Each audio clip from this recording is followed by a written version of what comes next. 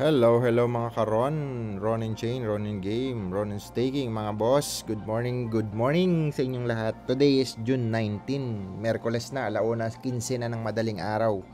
So tapos na tayo sa ating staking no mga boss sa AXS at pupunta na tayo sa Ron Staking. Again, disclaimer, ang mga pinagsasabi ko po dito ay pawang pang-educational purposes only at hindi po ito financial advice syempre mga bossing. Kaya ayun,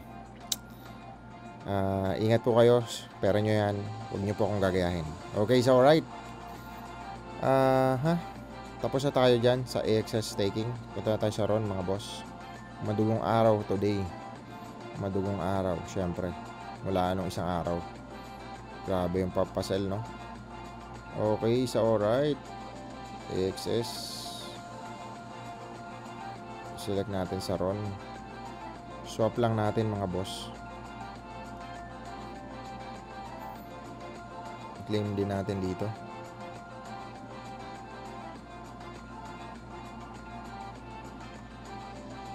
Ayan mga bossing. Ayan, claim natin. 2 araw tayong hindi nag-stake, no? Halos. Claim muna natin dito. Pera pa din yan mga boss. $15 is $15. Siyempre ganun naman, hindi naman laging, alam niyo na, pabor sa gusto nyo ang mga nangyayari sa inyong buhay ba.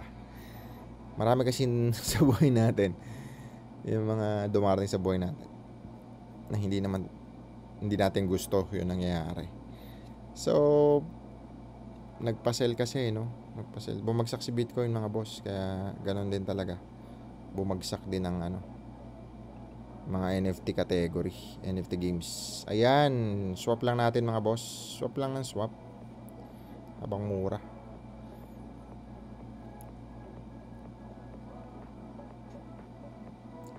Ang tinitingnan ko kasi dito, yung project mismo itself. Kung nakapokus ka sa project or isang mga token or isang token na walang patutunguhan ba, mahirap magsugal ng pera dun. Pero kung may mga token ka, depende kasi sa narrative, mga use case nila, mga gamit. So ganoon naman kahit sa trading, no? Buy, sell, buy, sell, buy, sell. Pero sa kabuuan, nakatingin ka dun sa malayo sa long term. Sa long term niya. Kaya yun, dito naman sa NFT gaming, so nakapokus tayo syempre sa sa long term nito, AXS tsaka RON, no? Again, marami naman tayong token, hindi lang dito. Pero sa video natin, puro staking lang to ng AXS tsaka RON tsaka onting sagot sa mga tanong dito sa mga comment guys, no? Again, shoutout po sa ating 836,000 subscriber. Basa tayo ng comment maya maya. Pang ilan na ba tong video natin na to? Sa Ron, pang 58 na ata to. 59, sorry. Ayan, tapos 58 tayo dyan. So pang 59. Okay, so alright mga boss. Comment. Check natin dito. Tapos na tayo mag-swap. Na tayo mga boss.